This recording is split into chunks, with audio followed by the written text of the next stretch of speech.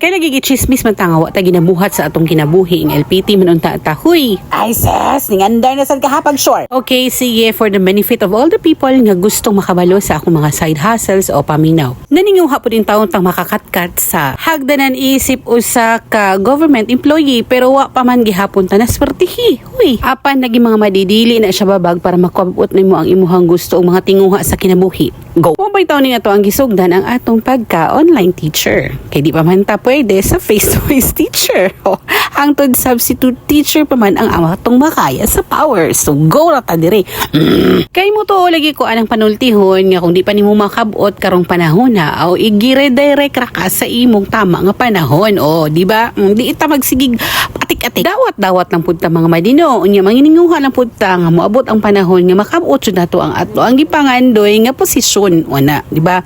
Hoy. But of course, while waiting for the right position and right time for you to bloom, of course, we will make the use out of everything to keep us going and to be productive each day. Bahala na ginagmay, basta kanunay. Ug sa tanang gusto makabalo kung naunsa o giunsa na ko ni pagsulod aning matangas mga mananap, nahimot ang English teacher online, it is because of the connection. Connection ni Mami sa iyang amiga, unya ang iyang amiga na anak nga ingon ani gihapon nga mga mananap ang iyang ginahimo siyang kinabuhi.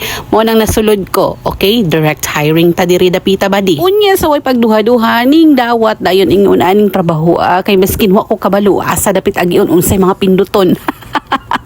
Kay lagi kinahanglan yung tamuyas no mas hindi ta kabalo kay isus mabalaan naman na ngadto kung unsaon na siya asa pinduton asa mo adto unsa nga apps and etc. Ses basta kabalo lang siya ka mangutana o makabalo ong makatuon gid ka ana. Huy, ang importante dili gyud ta mo say no sa opportunity. Ana ginatariha. Kay kung ikaw magtalaw-talaw ka mga madi karong panahon na sus panagsara gyud ka ayo manuktok sa imong oportunidad nya mo no pag gyud ka na wa gyud ka kawilo kanus ana mo balik go. Ang importante lang jud diha mga madi kablo ka mag-research kung unsay imong gisudlan. Muyas gyud ta sa opportunity pero kinahanglan imo gyung tun-an. Di man na pwede nga muyas lang kanya di ka maning kamot unsaon imo pagkabalo ana. Huy, isa ka oras na akong training unya after 2 days nagsugod na dayon si madam.